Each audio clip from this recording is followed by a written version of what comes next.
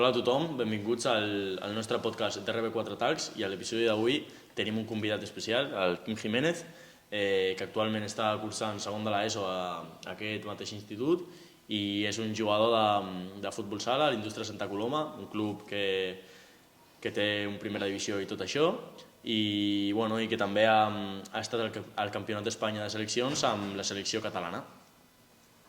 Doncs Quim, primerament, com estàs avui? Bé, molt bé. Content d'estar aquí amb vosaltres. Doncs seguidament començarem amb la ronda de preguntes i primer parlarem una miqueta del futbol sala i les teves experiències, ¿vale? La primera pregunta que tenim és quan vas començar a jugar a futbol sala i què és el que més et va enganxar a aquest esport? Vaig començar a l'equip de l'escola quan tenia 6 anys i el que més em va enganxar és que és un esport molt divertit. Vale, perfecte. Seguidament, com va ser l'experiència que, com ja hem dit abans, que tu vas participar al Campionat d'Espanya amb la selecció de Catalunya? Com va ser aquesta experiència? Va ser una experiència molt bona que crec que em va ajudar a créixer tant personalment com esportivament. I en aquest moment de futbol sala on te vas anar amb la selecció catalana, hi ha algun moment que sigui més especial per alguna cosa o una altra? Bueno, quan vam guanyar algun partit o així, sí. Sí, no? Vale. I sobretot, com tu jugues a l'Indústries, quin canvi vas notar d'anar-te a l'Indústries fins a la selecció catalana? És una mica més diferent o...?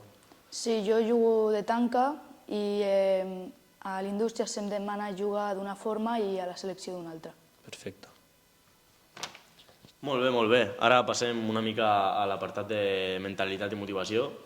I ser un jugador competitiu requereix molta disciplina, ja ho sabem, ho saps tu i ho sé jo també que he jugat a futbol. I primerament, com et motives per entrenar, fins i tot quan estàs cansat o tens exàmens o no tens gana d'anar a entrenar? Al final, quan una cosa t'agrada tant, no és alguna cosa difícil anar cada dia. Molt bé, molt bé. I has tingut alguna vegada la por de fallar a algun partit important? I si és així, com vas superar aquest por? Bueno, alguna vegada de fallar algun penal decisiu i ho vaig superar pensant que tot sortiria bé i així va ser. Molt bé, molt bé. I quins valors creus que t'ha ensenyat el futbol sala que també et serveixen fora de la pista? M'ha ensenyat a la part de respecte, a ser disciplinat i tot això. Sí, molt bé. Com ja hem comentat abans, tu fas segon de l'ESO aquí a l'Institut Ramon Berenguer i com compagines els entrenaments i els partits i si tens un examen a la setmana següent o alguna cosa d'aquestes? A mi m'agrada anar pas a pas, o sigui, primer l'entrenament, després estudiar i sempre aprofito les estones lliures per estudiar o el que sigui. Sí, o sigui, tu tens com alguna miqueta de truc, per així dir-ho, com ja has dit, que primer entrenes i després ja et poses a estudiar o el que sigui, o fer deures. Vale. I creus que l'esport, o sigui el futbol sala, t'ajuda a concentrar-te millor a classe o creus que no? Sí, jo crec que m'ajuda a estar més relaxat perquè el futbol cansa i per això després a l'escola estàs com més relaxat i també el futbol em serveix per desconnectar de l'escola. I ara et vaig a parlar de quins objectius o somnis tens com a jugador de futbol sala per als pròxims 10 anys o així.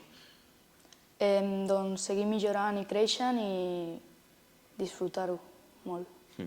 I t'agradaria dedicar-te professionalment al futbol sala o tens en ment ser una altra professió? M'agradaria molt viure del futbol sala, però si no pogués, doncs m'agradaria fer de bomber o alguna cosa així. Molt bé, molt bé. I per últim, si poguessis donar un consell a algú de la teva edat que comença al futbol sala, quin consell li donaries? Sobretot que disfruti de l'esport. És el més important, sí. Sí. Molt bé, moltes gràcies, Quim, ha sigut un plaer. I fins aquí aquest episodi, ens veiem en un altre episodi, esperem que us hagi agradat i moltes gràcies, Quim. Ha sigut un plaer. Igualment.